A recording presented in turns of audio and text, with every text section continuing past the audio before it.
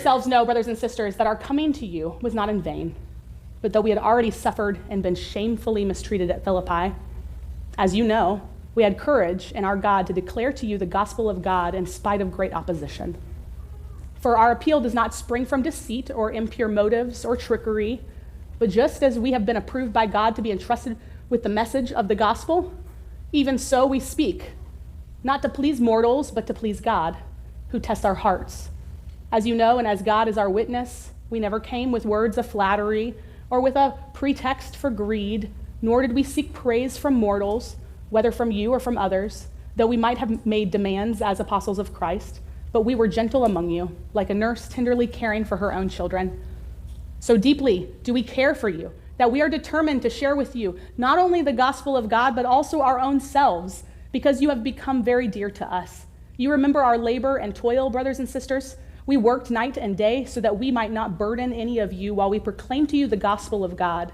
You are witnesses, and God also, how pure, upright, and blameless our conduct was toward you believers. As you know, we dealt with each one of you like a father with his children, urging and encouraging you and pleading that you lead a life worthy of God, who calls you into his own kingdom and glory. The word of God for the people of God. Thanks be to God. Hi, my name is Michelle. Thank you. Hi. Hi, my name is Michelle, and I'm an evangelical. And before, 2016, I was not uncomfortable at all to say that I was an evangelical. It had some problems already, but I wasn't uncomfortable to say it. Now things are very different, right? Very different. And it's super tempting, as the way you kind of wrote the question. You had already thrown the baby out. I could hear it in your voice. It's super tempting to throw the baby out with the bathwater when it comes to the word evangelical. Because whatever its historical value, the word evangelical in America has become inextricably tied to a particular brand of politics, right? And this is because, if we're honest, also the kind of dominant media is far more interested in the political expressions of religion than they are about religion itself, or the very real on-the-ground expressions of religion. And because, like never before, also, white, conservative evangelicalism has birthed the greatest epidemic that has infected the Christian church in the history of the church, and that is Christian nationalism. You understand what I mean by that? It's an epidemic, it's nasty, it should be 100% through and through denounced by every single church in America. It is not evangelicalism at all, but it's what we've given, what evangelicals have given the world. And so actually I'm a part of a community of pastors who are, it's nonpartisan, but pastors that are vehemently against Christian nationalism. And a documentary came out in 2024. I don't know if you have seen it. You might have.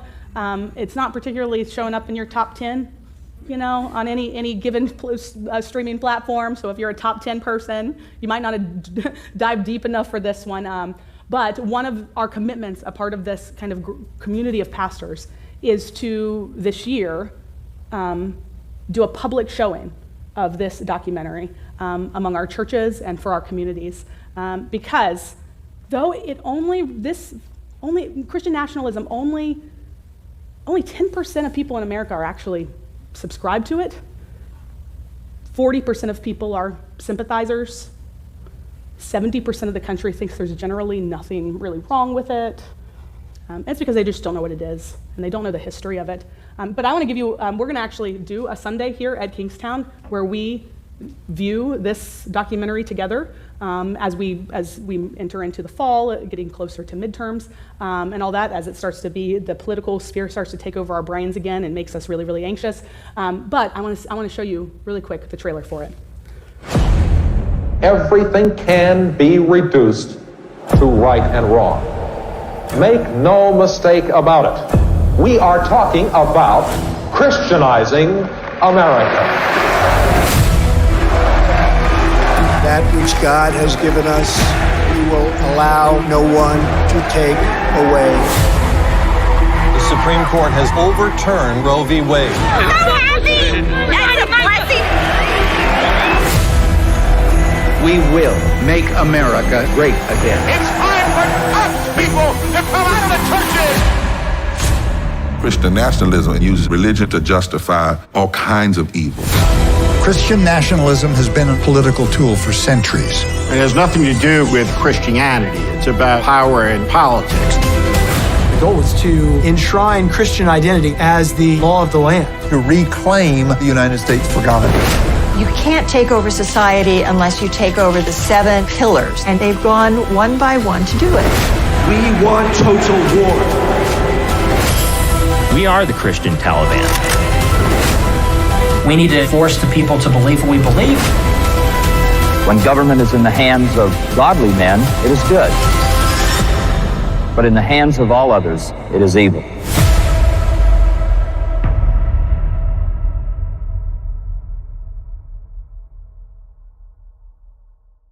Because it has been so inextricably, politicized, evangelical has become an essentially divisive term among Bible-believing Christians, as many within the Black church tradition and within Hispanic and Latino congregations cannot identify it anymore because of the political ramifications related to evangelical as it has to do with Christian nationalism. In American pop culture, evangelical now basically kind of means white people who consider themselves religious and normally vote Republican. And I feel like I know our congregation pretty well. I kind of know what you believe now, kind of know how you vote, how you think, how you challenge my assumptions on that even. And the thing is, I know that we have white people in this congregation, a lot of them, we do already, but we have white people in this congregation who consider themselves religious, who vote Republican, and who do not ever want to be called an evangelical, right? So this term, we defy what it's been, how it's been manipulated and pushed into a box, and I feel the baggage of this, so much baggage associated with this word, so much hatred and anger towards this word. If any word in Christianity has been hijacked and misused, it's been the word evangelical. And many on the conservative side of Christianity are afraid to use the term now because they're afraid of what the liberal side might say about them, and the people on the liberal side are think it's like a slanderous word equal or greater than something like fundamentalism, right? But you asked for it. You asked, okay, so I'm aware of the baggage. I'm aware of it, but is there anything that it gets right? Is there anything that we can learn from it? Thank you for asking that. The way you asked it, makes it seem like you've thrown out the baby, but the fact that you asked it says that you would like to not throw out the baby. The reality is, in its truest sense, the word evangelical it's a historical Christian term that is packed with an incredible amount of meaning. When it began being used in America, it served as a distinction between two extremes, not an extreme in itself. Those who were evangelical were not liberal, and they were also not fundamentalists either. Evangelical was the moderate stream of Christian faith, committed to four things. A high view of Scripture, the centrality of Jesus Christ, the importance of sharing the good news of Jesus Christ with others, and the value of doing justice in the world. Evangelicals were those who engaged culture rather than separated themselves from it. They were those who engaged in dialogue and discussion and had a broad denominational people and perspective. They were not associated with any political party at all, any particular social issue except the poor. And they had this commitment to living the gospel, a commitment to being the person and the power of Jesus wherever they were in the world. A commitment to seeing as many people as possible come to know the love of God in this world, and as many hungry stomachs fed as is possible in this world. Does that sound like what you know now? This was the evangelical movement of people like John Wesley, D.L. Moody, C.H. Spurgeon, Jonathan Edwards, Menno Simmons, Charles Finley, a variety of founders of a variety of denominations, and men who were known for their passionate preaching and their passionate desire to do justice and love mercy in the world. These men were known for ministries that were on the edge of society, ministries that normally the rich had problems with. They reached out to the least of these, society's worst, engaged with those who differed from them theologically and ideologically. They were known for engaging and creating even culture, not rejecting it at all. It wasn't a culture war. It was an engagement with it. It was realizing that we can do our greatest good in and among the world, not apart from it. And they were known for a commitment to the gospel in the arena of life, in all the places that we work and live and play, not just in the church itself. Unfortunately, though, as the 1900s progressed, so did the political and social agendas that hijacked American evangelicalism. The biggest of which, Christian nationalism. The evangelical faith became known for everything its people were against. Segregation across all arenas, gays, abortion, the list goes on. And people began to mix their kind of political beliefs with their religious ideologies and presented them as one and the same. Soon enough, evangelical became the banner under which a whole political party's social values spawned. And with those ideologies entering into evangelical faith, we, the evangelicals, became the very people the evangelicals from the beginning were opposed to. But this wasn't only a Republican thing either. Democrats have also attempted to hijack this term for their own political gain. Jim Wallace and Sojourners magazine, a longtime beacon of progressive Christianity, have long flown under the banner of evangelical as they've appealed to a liberal crowd with an evangelical leaning. And in the mixing of this word with partisan party politics, right, we evangelicals have established our rigid boundary lines. What came out of this is if someone is different from us in the slightest way, we can't be friends.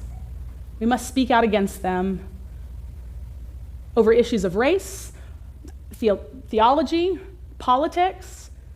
We became this religious force, not much different than the Catholic Church in the 1500s. Evangelicals tried to make everyone like us, launching political and social crusades against anyone who differed on the right and on the left. We became known for our protests and our street preaching all throughout the 80s into the early 90s. Our protests, our street preaching, our condemnation, our hatred, our bigotry, and all the things that the movement's earliest founders would have absolutely abhorred. But just as the reign of this kind of corrupt Catholic Church came to an end, thanks to those within a system who were willing to speak about those evils, right, and speak to the injustice they were seeing around them, such as Martin Luther, who is actively thought to be the man who coined the term evangelical, actually, to describe the movement within the Catholic Church that was happening. Just like then, from the corruption, light rose. God stirred in Martin Luther's heart and caused him to see that this is not the way it's supposed to be.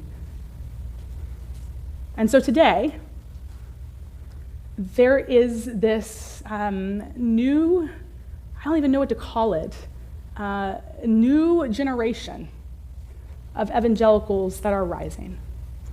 Mostly Gen Z. We are a generation that, I'm not Gen Z, but we're in this generation that was birthed in a time that when perhaps those who had hijacked the term evangelical were at their worst, right? Right now, this moment. And the Gen Z community, which is known to be, faith is fervent among them like never before. We've been in decline, every generation's been in decline in spirituality, and they're in a significant rise.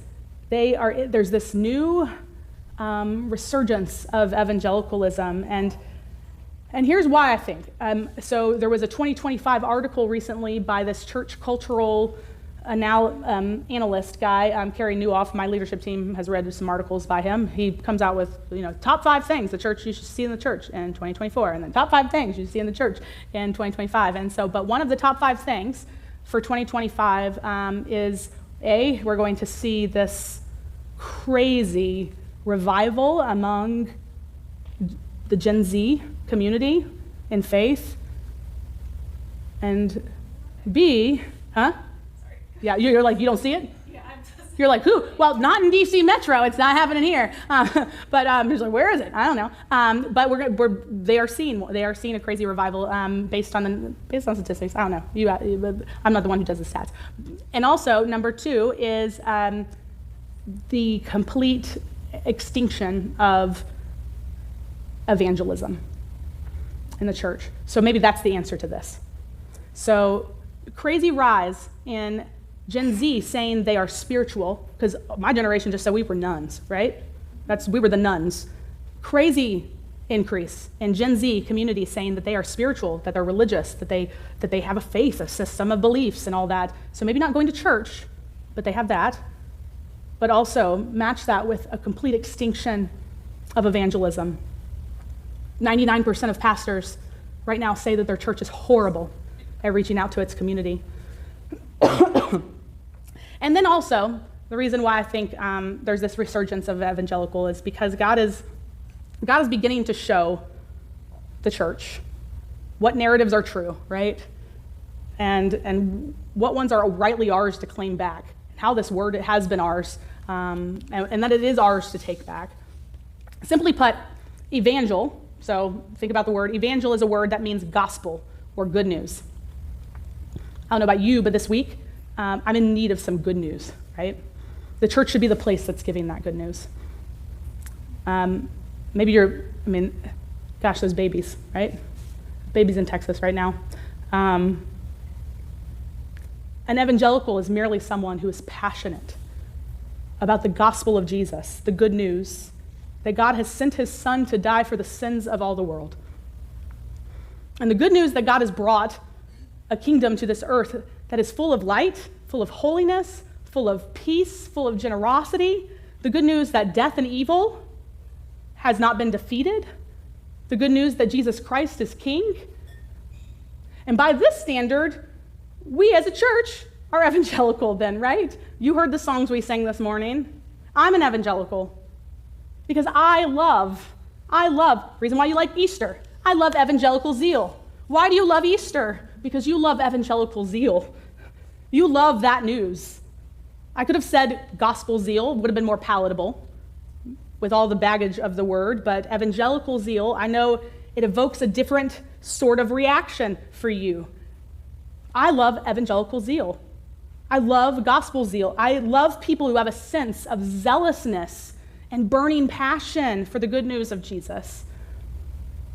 What turned out to be Reformation Day in 1517, 500 years ago, a little more than that, when this unknown monk, Martin Luther, exercised this great deal of evangelical zeal, in which he proposed for debate a whole theological argument that challenged the church and issued a wake-up call for the church. It turned out that this argument that day, when he posted it, set into motion a theological movement that unsettled the church and eventually unsettled all of Christian Europe. And before him, the writer of Thessalonians, we heard it today, also exercised this great deal of evangelical zeal. It took as much evangelical zeal, gospel passion for an apostle as it did to be a reformer. Paul was sent to preach God's truth, to preach the good news of God in the person of Jesus Christ in a world that was not particularly welcoming of that truth. The Apostle Paul spoke this kind of dangerous word of the gospel to the Roman Empire. And Martin Luther spoke this dangerous word of the gospel to the church that turned out to be not very receptive to it. Let me get my water. Yeah. In 1 Thessalonians, thought to be Paul's earliest letter, Paul reviews what he feels like, what it feels like to have this kind of evangelical zeal, gospel passion. He says, I was shamefully treated in Philippi because I'm an apostle, but I didn't shrink from it in the face of opposition. I was approved by God even though I didn't have human approval. And I related to you in ways that were gentle. I was gentle with you like a nurse. I'm a brave man. I'm a good man. I'm an honest man. And the gospel is what matters to me.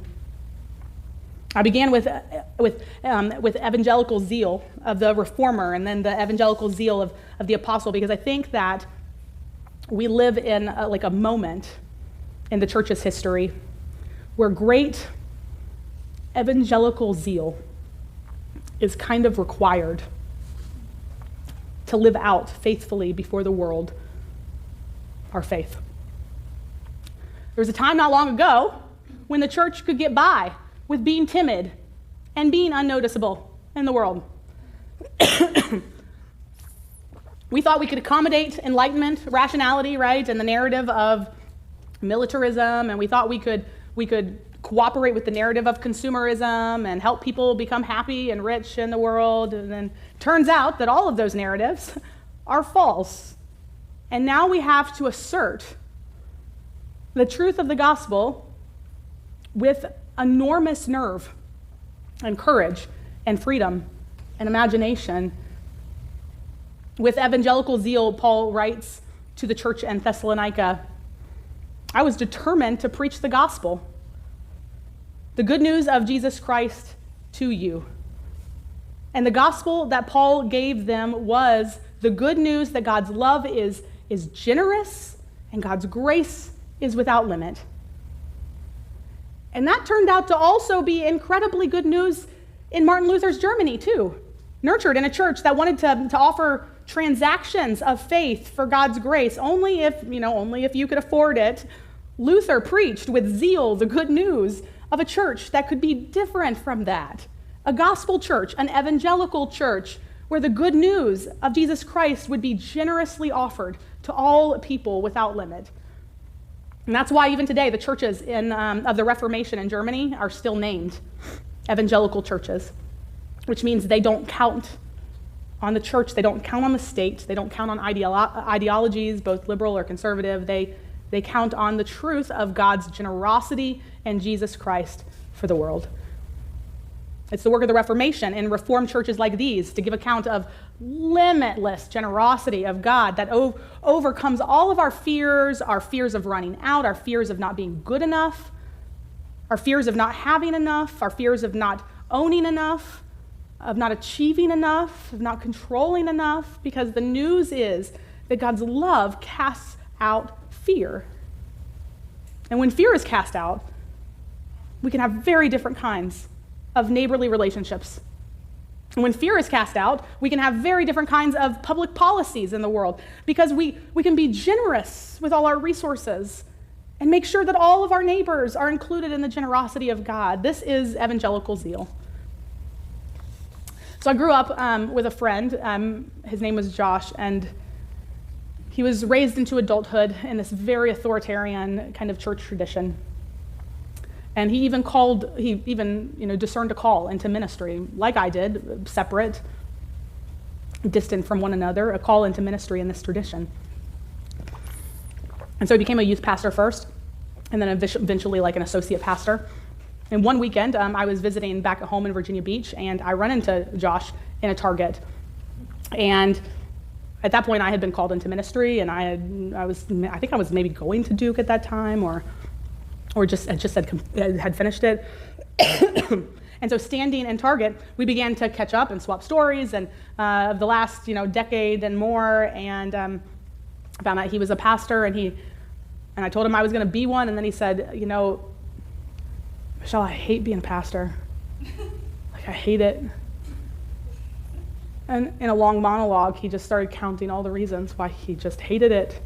He confessed like he was so angry, so deeply angry about the church, and so bored. God, he was so bored by the church. He had lost every ounce of passion. I mean, I knew him as a person who had deep evangelical zeal, and he had lost every ounce of the passion he once had that led him into ministry to begin with, right? He said, like, I'm just bored and I'm tired and I'm angry. I'm just so angry. And I was like, it's like, Josh, it sounds like you got to get out. Like, you've got to get out of the church. It sounds like you have got to run as fast as you can out of the church. Maybe you sensed a call into the work of Christian ministry, but you are not supposed to be there, obviously, right? Not there. And so he messaged me about like 3 months later, and he said that he and his wife and his 3 children sold their little property that they had, got in their car, and just like went to upstate New York to live with their parents. And they were the poorest they'd ever been, and they had no income. And he said, my children had never been happier since they had been born.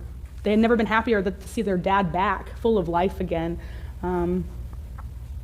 Another 6 months goes on, and I reach back out to Josh, and you see their birthday on Facebook or something like that, and you're like, oh, I wonder what's going on. And so I reached back out, and he told me that in this small upstate New York town, he connected with this local Episcopalian church there, and he walked in and he told the minister, I used to be a pastor. I know a lot of actually people leaving the ministry currently, and they tell me that that's an excruciating moment. First time you enter a church, I have to tell the person there, I'm not a pastor, I left it, but you keep doing what you do, He's like, I want to offer myself to something. If you know of anything that I could do here, all I ask is that it not be something that's boring or make me angry, right? That's all I've had enough of that kind of church. And so the Episcopalian pastor had just the thing for him. He told him to show up at the church on a Monday, and they would carpool together to the neighboring city. And Josh's new job was to work with these like 30 war-wounded veterans that gathered together in this rundown community center every Monday. And he had never in his life had any interest in working with disabled veterans. Growing up in Virginia Beach near Naval Station Norfolk and Oceana, he knew well the militaristic sentimentality and knew, and that was part of some of the stuff that made him angry. It was also part of what bored him. It bored him and it made him angry. But in this new job, to work with these 30 wounded veterans, to help them talk through the warrior narrative, help them both denounce that kind of narrative and the sense that they were both victims and villains, and to help work process PTSD and soul repair, and to help them realize the narrative in their minds is not true, and that they are loved, and that they're beloved by their community, and they're precious to society. This begrudging unbeliever, Josh began meeting them every Monday, and these war-wounded vets, they began to learn together the old stories of their lives that were not true. I think that's also what happened to Paul. He discovered that the old distorted interpretations of the Torah he had been told were not true. And that's what happened to Luther. He had discovered that the kind of quid pro quo story of the money-building church was not the true story. of his life. And they learned that the generous good news of the gospel helps us unlearn the stories of our lives that are not true. The warrior narrative wasn't true. The white supremacist narrative, not true. The patriarchal narrative is not true. The Christian nationalist narrative, not true. Consumer prosperity, not true. American priority, not true. The I'm not good enough narrative, not true. We are all like floating amidst all these competing news and competing narratives that are neither good or true. And all these stories have one thing in common. It's that it's important to be first, or it's important to be best, or it's important to be strongest. And the good news of Jesus and the Reformation is that you don't have to count on any of these stories. And the good news of Jesus in Paul's letter is to Thessalonica is that you don't have to count on any of these stories. And the good news of Jesus in Josh's story was that he didn't have to count on any of those stories anymore. The problem for Josh was that he had inhaled a narrative of fear about not being good enough, that it just made him so deeply angry. And he had to unlearn it all. Unlearn all the false narrative in his life and in the church and in his calling. Paul had to unlearn that. Luther had to unlearn it. And when all these people unlearned those false narratives of their lives and moved in to the true narrative of God's goodness, the pressure lifted. The anger dissipated. The fear dissolved. And Josh, he discovered not only that he could live happily on very few resources, but he discovered that evangelical zeal, that passion, that wonder, that enthusiasm for the good news, the gospel of Jesus Christ, that's just renewed and flowing over in him. And then Paul shares more on this amazing letter. He says, we are determined to share with you not only the gospel of God, but to share our own selves, share also ourselves. Paul understood that the truth of the gospel is not a cognitive truth. It's not a proposition or a mantra or a slogan or a certitude. Instead, it's this embodied, relational, social enthusiasm. The gospel is only shared through gracious, zealous persons, a community of gracious, zealous persons with generous, gracious policies. This is the evangelical zeal. We believe that the good news of Jesus Christ is worth sharing. One of the 4 tenets of evangelicalism. It's worth sharing amidst one-on-one relationship. Hey, you can do that. Amidst communities like ours. Amidst a society where we can acknowledge our shared responsibility for one another and are generous with our grace and with our gifts in society. Paul came to know, Luther came to know, Josh came to know that the gospel of God is about this exuberant generosity. And so Paul can write about this God who can do far more abundantly than we can ever imagine, he writes. Paul says, I determined to share myself with you. That is what Josh was doing. And whatever Josh does, I don't even know what he's doing now. That was quite a while ago.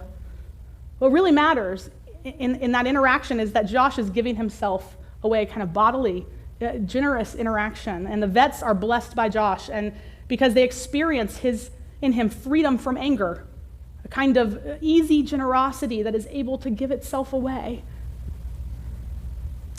Finally, Paul defines, as the band comes forward, evangelical zeal by writing, I give myself away to you because you have become so very dear to me.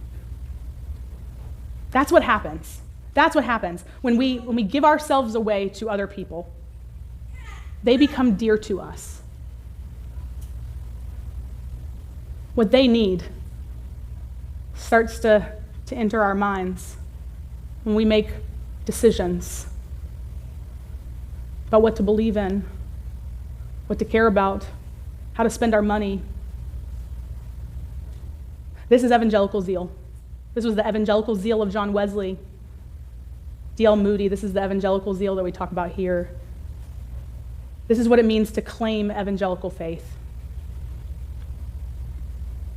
It takes nerve, it takes courage to live out the gospel in a society that doesn't want the gospel lived out. And I'm not saying is antagonistic towards Christianity. I'm saying a society that does not want the real gospel lived out because it's way too generous. It's the zeal of the apostle, the zeal of the reformer, it's the zeal of Kingstowne Communion, right? We're a church that cares about the glory of Jesus and showing his love and the good news to everyone. We're a church motivated not by party politics lines, but by the word of God. And we are a church not marked by a list of political against, but by the generous grace of Jesus. What we are for Jesus. We are for the redemption of the world. We're for doing justice and mercy. We are for seeking God's kingdom come. Maybe you don't like evangelical, but maybe we can kind of claim this word revangelical, right? We can be it in its best form. It's bottomless generosity of God for the world. Let's pray.